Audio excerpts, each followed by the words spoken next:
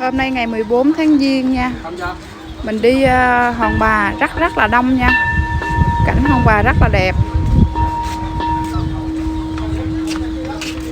Hòn Bà đây là ở quê hương mình luôn nha bà con. Ở Vũng Tàu ở nhà Hòn Bà rất là linh nha. Khách đổ về đây rất là đông nha bà con. Hôm nay ngày 14 rất là đẹp. Đây cảnh này là cảnh ở quê hương mình nè. Đẹp lắm.